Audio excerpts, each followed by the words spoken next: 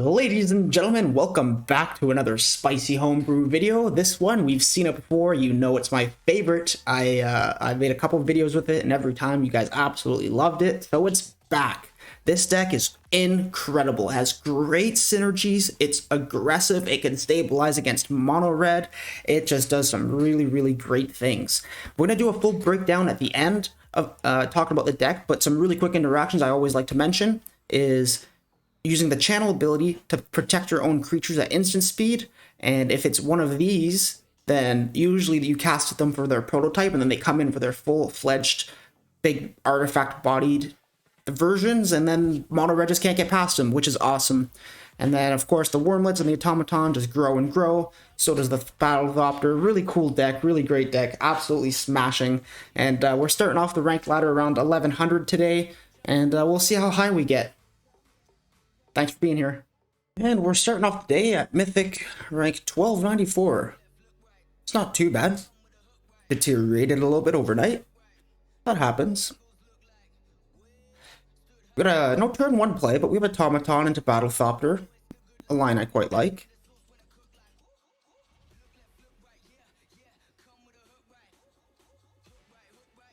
Marty with the Jace avatar. Making me a little bit worried over here. We're gonna have a mono blue player. To be fair, this deck does perform pretty well against mono blue when it's on the play. Namely thanks to the Battlethopter. And its soldiers, okay. Always soldiers, right? These days. I'm gonna make a soldier video soon. Just abusing people with an army of Skystrike officers. Alright, so what's the best block we could have here? I could flash in the Battlethopter and then just trade with the Veteran. That's not great.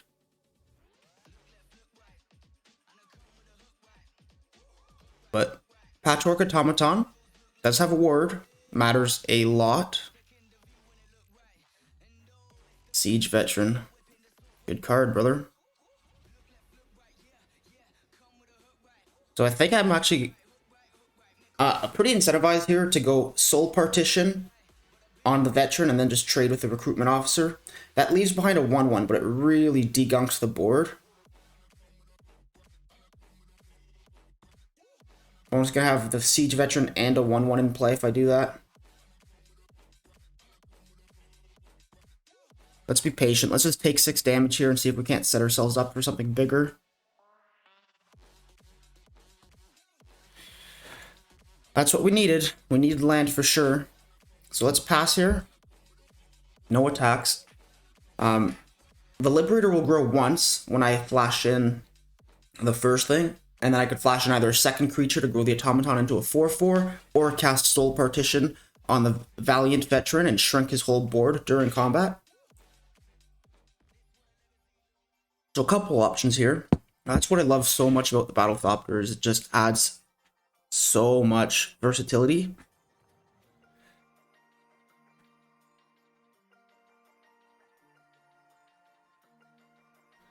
Let's start with the Soul Partition in case for some reason he has Make Disappear or something.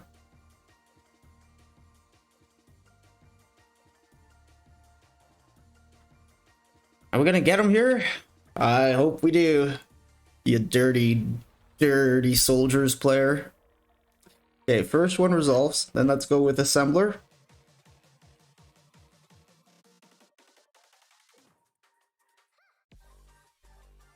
Alright, second one resolves too.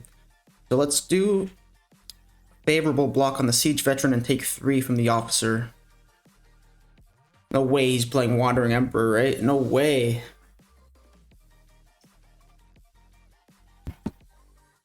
Good stuff.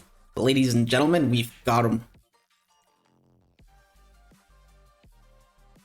And he spends 4 mana to recast the Valiant Veteran. Awesome. Alright, so I think it's fine time to get aggressive here. I could actually cast this for 5. That's pretty strong.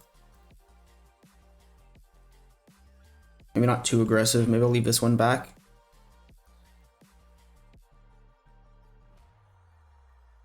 I think that's what I'll do. So By casting this for 5, I lose out on the ability to put a 1/1 counter on the assembly worker because I only have 5 mana. But it makes up for it because the Battle Thopter gets a 1/1 counter, and then it's a 5/5 instead of a 2/3, which is a lot of extra stats. 1/1 First Strike, not the best card. Don't see it in many soldiers lists. He started out really, really strong with all the best cards. And yeah, let's flash this in and probably have opponents scoop him up right now. Flash that in, grows this, grows that. Any draw on the deck is a great draw at this point. Doesn't even matter. Even land is good.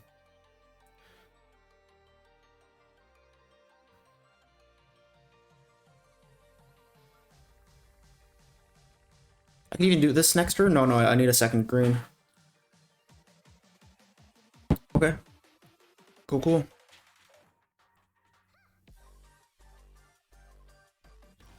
So let's attack like this now. We have 2 creatures we could flash in, so we're not at risk of being taken out the game. Hang on a second, wait. How can we lose this game? We could lose this game if opponent tanks all the damage, saves all of his creatures, flashes in the soldier, the recruitment officer, or any flash soldier, and then plays Harbin, and then flies over us and just kills us. So how do we avoid that from happening? We have to make sure we have a lethal attack, so he has to block with at least 2 creatures.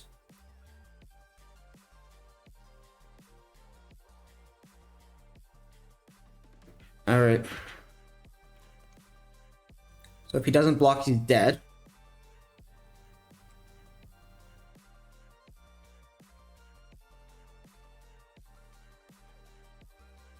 So, ladies and gentlemen, they've fallen for it again, okay? I know I preach the same song and dance every time I play this deck, but no one expects target attacking assembly worker gets +2/+2 till end of turn, and the autonomous assembler to be an assembly worker. So, give him +2/+2 from the foundry, then give him an extra +1/+1 from his own ability, and now he's just grown 3 power, and your 4 First Strike is useless. Get out of here. He had it too. He had the Resolute Reinforcements. Imagine he plays Harbin next turn and now he can't win because he doesn't have 5 guys.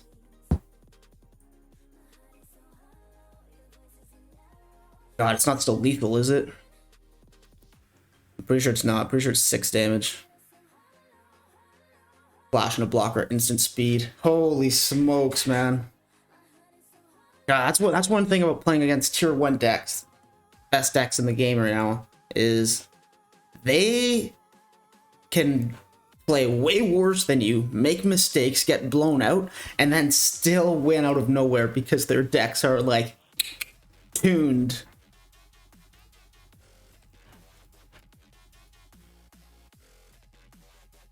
We got the successful block, only takes 6, and that's going to be the game. Opponent scoops him up. Good game, my friend. Almost timed it perfectly, but yeah, good game. Good first game. 1179, decent. Okay, we get to go first. We have 2 Wormlets, no turn 2 play, but I mean, 2 Wormlets is 2 Wormlets. I'm pretty happy with that. I'd rather go Wormlet turn 1, Wormlet turn 2, than go no turn 1 play and then a turn 2 play. Excuse me.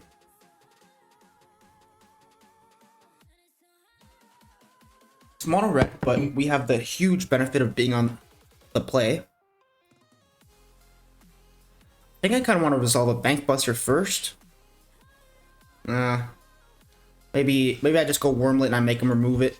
Every turn the Wormlet lives, there's 1 life we gain.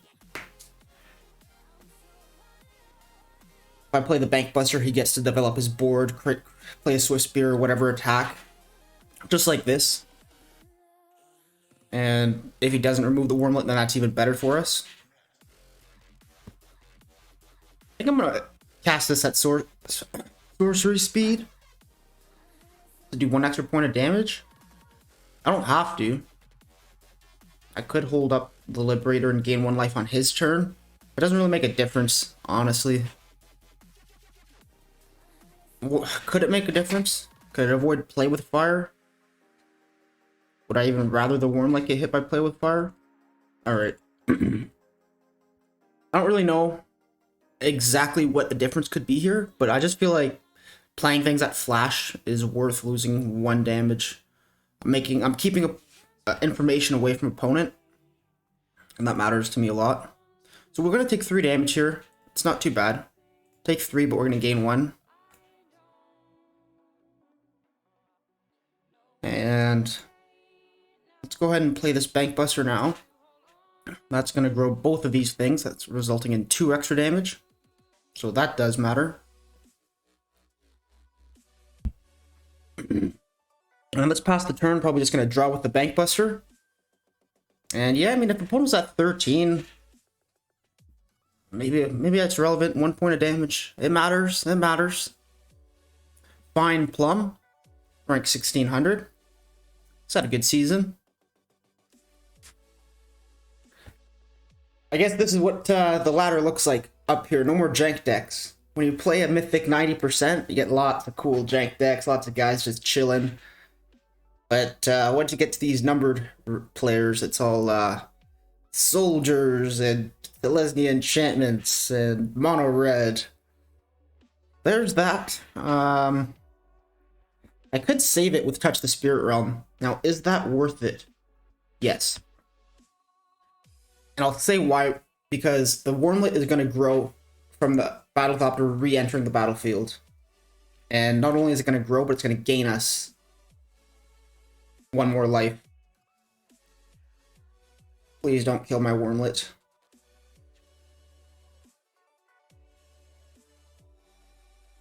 No, don't even look at it. Get away, mono red. Oh god, I'm gonna say it. Oh, he's a nasty, nasty boy. I hate that. Alright. We get that back, we don't get our life gain. Let's permanently remove this Bloodthirsty Adversary. Get in for 2. And I think we're winning this race. We have a better board state, but I mean, opponent does have a Mechanized Warfare. And yeah, some gas. Okay. So, Foundry. We have 3 mana to flash this in and draw with the Bank Buster. I put 2 counters on himself. He still trades with the Feldon, so I'd rather actually play him now. But if I put the counters on himself, he could also crew the Bank Buster. Alright, fine. I'll attack for just 2 damage. See, if I cast it now, it gets a cast trigger for 1 extra damage, then 2 more damage from the Simulacrum, so it'd be 3 extra damage.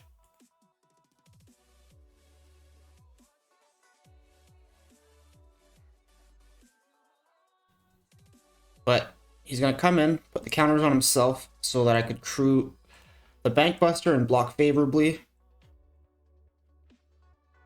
And I'm still going to draw with the Bank Buster too. And that might be game 7. If opponent doesn't have instant or sorcerer to kill a thing or a blocker in hand or something, we're going to kill him right here. Oh god, I was just hoping not end the festivities, please. So opponent does have a blocker.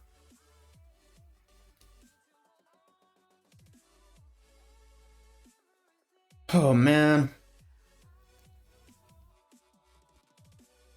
Alright.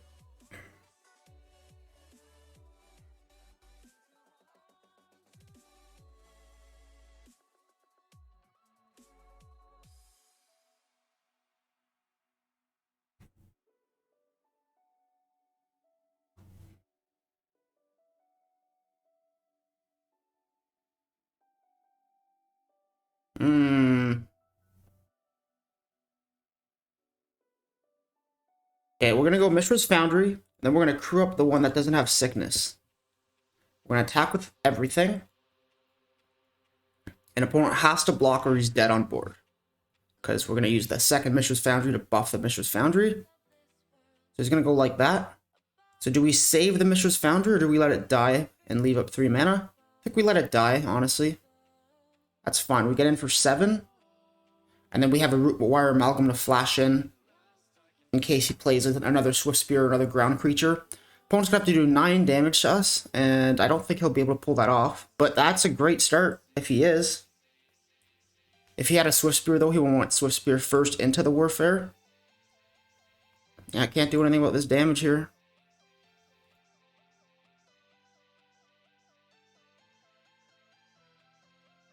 Oh my god, dude.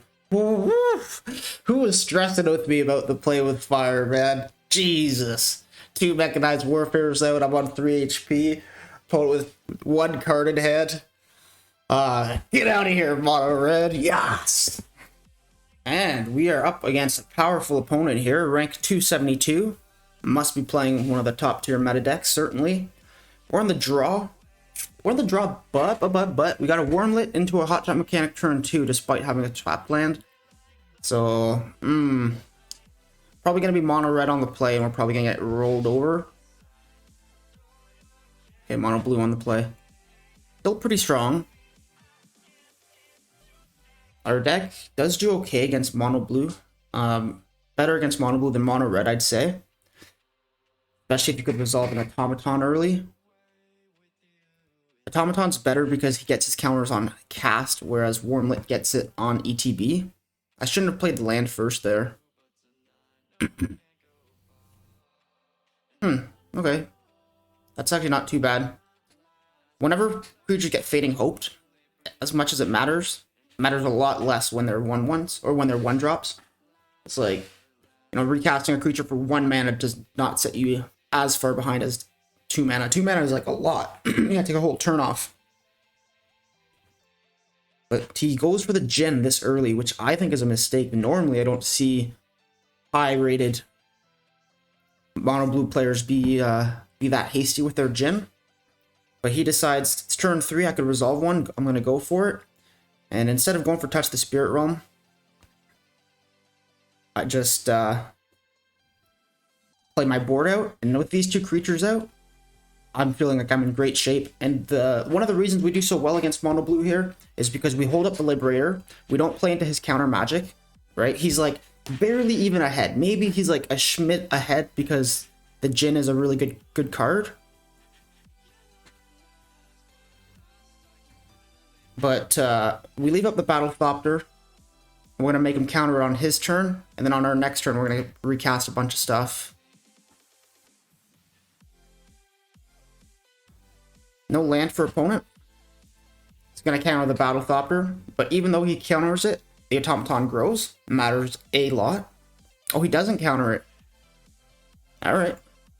Everything else is flash now, which is super good against opponent's deck. So, we'll end the turn. Wormlet has Death Touch. And no counter magic, no nothing. Alright. Simulacrum flashing in, and we're going to put the counters on the Automaton because the ward is so good. And we're in great shape. This is what I was talking about, that we do better against mono blue. Just playing things at flash speed. There, it's a good target. But see, both of these creatures still grow despite it getting countered.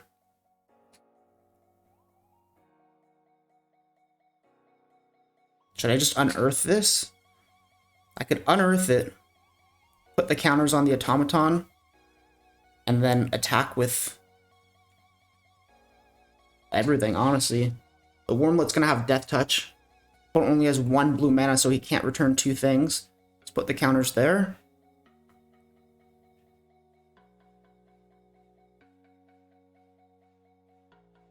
What if I did this?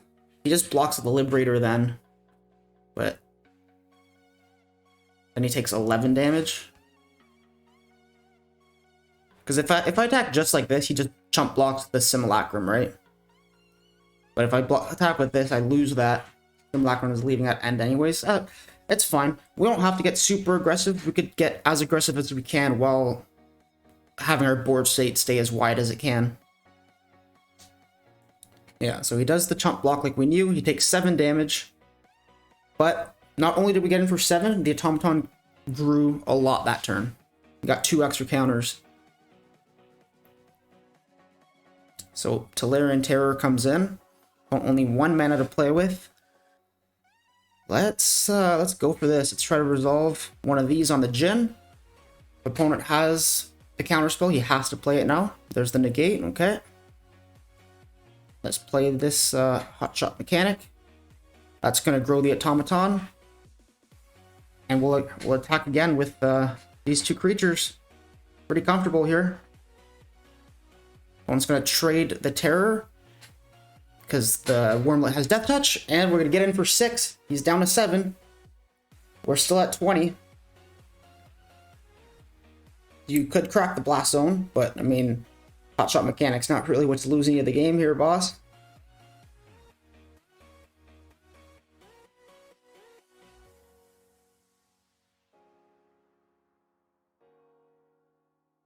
Honestly, he could have...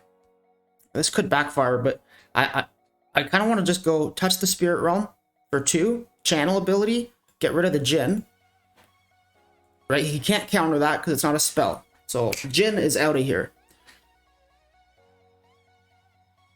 Then I could flash in the Amalgam and make the automaton a 7/7.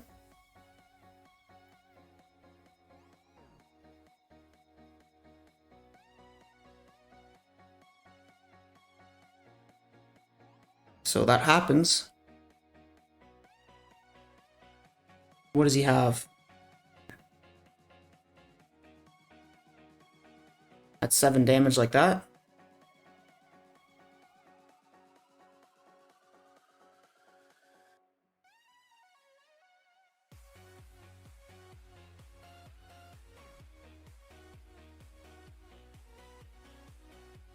Alright, so he protects his terror.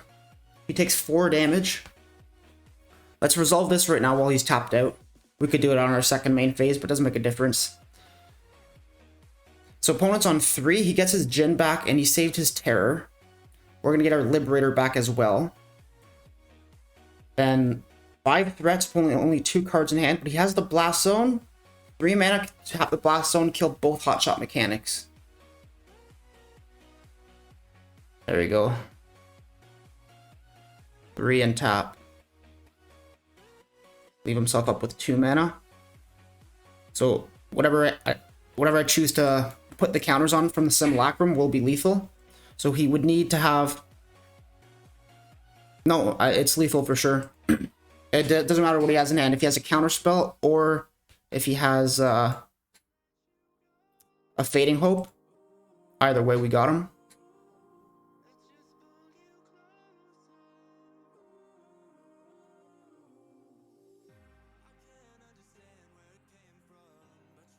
Yeah, boys! Rank 272, mono blue player. Guys, gotta be pretty good. We just smashed him out of here. 3 wins in a row. I don't know what's going on this morning, but hey, I mean, you guys can see why I call this deck my favorite child. I absolutely love this deck. It's so good, dude. Yeah. Alright, we're up against opponent Turtle, rank 1200. All good matches today.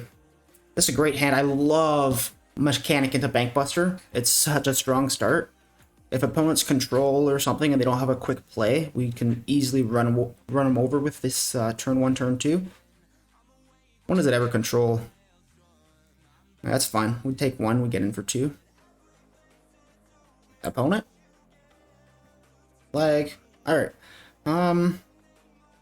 Yeah, Forest, Bankbuster, like we said. Get in for 2. And we could touch the Spirit Realm if he plays a Feldon or something, or a good creature. I don't think we will care about touch the Spirit Realm on the Swift Spear. Nice, a Wormlet. Too bad we don't have another green mana, so we go Wormlet Amalgam. Let's go Wormlet and maybe even pass here. Pass with 2 mana up through the Bankbuster and block one of the Swift Spears, then draw. So either that or I get in for 4. If I get in for 4, I put him to 14, but then I don't have any blocks. And I know I was saying that turn 1 mechanic into turn 2 bank buster is really fast and good for racing, but that doesn't really apply to mono red. You don't really win that race. Doesn't matter. Not even soldiers wins that race, I don't think. So let's ship the turn. God, I just hope so bad it's not end the festivities. It's always end the festivities, I'm telling you. It always is. Opponent always has it. I've never seen opponent not have it. So I could crew like this, and then I could touch the Spirit Realm on this Wormlet here. Protecting the Wormlet matters. Does he attack for getting in for 4 and lose a Swift Spirit? Probably not. Bankbuster, once again the MVP. Oh, he does. Honestly, fine. I'll take 4 damage and get rid of a Swift Spirit. Hell yeah. Wormlet comes back, and we have a good draw too. I almost want to play the Amalgam and leave up 2 mana to draw with Bankbuster. I honestly think we should. Let's do it. Play the Amalgam. Alright, here's a really interesting interaction, okay? I could crew the Mistress Foundry. It'll come in tapped, right? Because it's got a tap. It doesn't tap, right, for the second or for the first ability. It's just pay 2. So it'll turn itself into an artifact creature, but it'll be tapped. But I'll now control 3 artifacts. The Amalgam, the Bankbuster, and the Foundry. And that'll give the Wormlet Death Touch. So, kind of really interesting. No, typically they'd be like, what's the point of crewing the Foundry if it's going to just become a tapped creature? It's literally useless. But not in this case. Death Touch matters. I'll probably end up drawing, but good to know that you have options. The channel was huge, saving the Wormlet. Not only is our board state way better, but we gained a life. Turtley.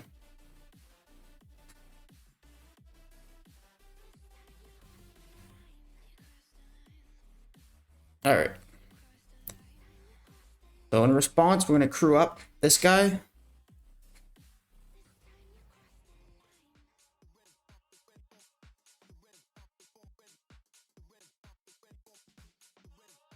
An opponent gets in for just 1.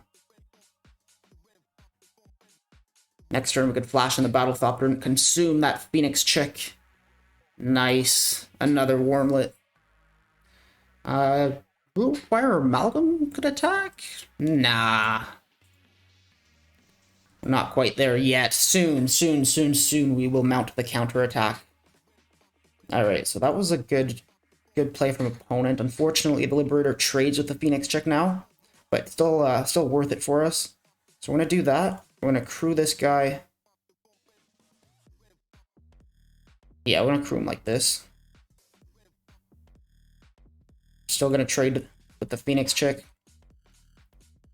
Not only does it stop 2 damage, but it stops 2 damage every turn. And we're going to gain 4 life here. And I think it's time to... sorry, 2 life. I think it's time to counterattack. So we gain 2 life back up to 10. And then we're going to smash in for 9 damage. Put opponent to 9. Hell yeah. The next turn, we have 2 more attackers. Plus, we could crew the Foundry. Like, we got him, boys. Oh, that's a squee. That's a lot of damage. Not lethal, though. Keeps a Swift Spirit back to block. Okay. Soul Partition. That's it.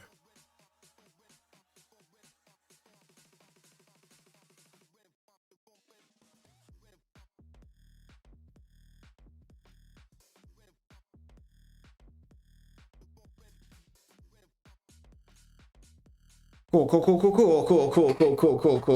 little bit of hesitation on me at the end. I was wondering if, like, let's count the damage. I was making sure it was good. 700, boys. I don't know what's going on today, but I certainly am having fun. Thank you for asking me, game. That's awesome, boys. I love this deck. rank 700.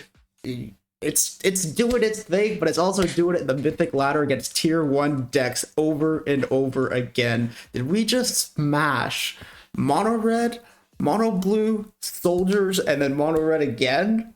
Yes, we did. What does Bob the Builder say, boys? Yes, we can. Let's go. All right, let's jump into this deck breakdown here.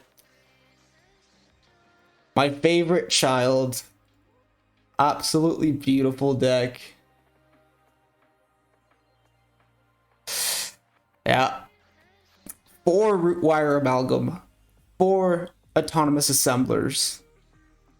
4 Simian Simulacrum, 4 Automatons, 4 Bankbusters, 4 Warblades. It's a beautiful thing, man. It's gorgeous. The only thing that's 3 of is the Battlethopter because it's legendary. I usually play 3 of when it's legendary. Same thing with Thalia in my soldier decks. I play 3. Soul Partition. This is such good removal. The fact that it hits non-land permanents. Like, I've won some good games where I just hit the Mechanized Warfare, and they just don't expect it. It's like, Mechanized Warfare out of here for 2 mana. All my blocks are favorable now. Of course, this interaction between the Mishra's Foundry and the Autonomous Assembler, we got to see it go off again today. Just a awesome interaction. Deck is really good. Teething Wormlet gaining us life. Like, we have 2 major threats, okay? Like, we might not be as fast as some of these other aggro decks like Soldiers or Mono Red. But the thing is, our turn 1 play in the Wormlet and our turn 2 play in the Automaton, they are going to be way better than Valiant Veteran or any turn 2 play that Mono Red might play. The Feldon, like, no. This thing is eventually going to be a 4/4 with Ward 2. Sometimes turn 3, we go ahead and play Simulacrum, put 2 counters on it, and it grows from the Simulacrum, and it's a turn 3 4/4 with Ward 2 that's going to continue to grow. Like, it's just absolutely amazing. Love this deck, love this deck. Touch the Spirit Realm, channeling our own things. Like, I saved the Wormlet earlier, and I used it a few times. Used it once on the Battlethopter, but we didn't get to see it get used on the Amalgam or the Assembler when we cast them for Prototype, which is just really great, because then you blink it and it comes back as its large version, which, like, Mono Red and even Soldiers really struggles to deal with. Soldiers a little bit less because they have so many copies of Brutal Cathar, usually 4, but, I mean, Mono Red, just, you have a 5/5 in play, they're like, ugh, sheet. You know? Yeah, if I would change anything in this deck, I don't think I would change anything. If I could, I don't think I would. You know what I mean? Hero of the deck, Autonomous Assembler. It's like my favorite card right now in Standard. He's just so cool. Honorable mentions, Teething Wormlet, Battlethopter. And 1 enchantment in the deck, in Touch the Spirit Realm, doubles as removal and protection. Like, versatility on cards is so good. I love playing this as a 4 of. So this is the new and improved Selesnya Artifact aggro list. I hope you guys enjoyed the video. Thank you so much for hanging out with me today and checking it out. And if you made it this far, it's time for a special announcement, guys. We just hit 100 subscribers on the channel, and it means the world to me. Thank you so very much. Really, guys, it's so awesome. I can't thank you all enough for just being here and watching the videos, you know. So with all that, you know, feely, sensitive, tough stuff out of the way, just say thanks again for watching, guys. I hope you have a great day, and if you could like, comment, subscribe, it does help with the channel as well. So, bye-bye. Thanks for hanging out.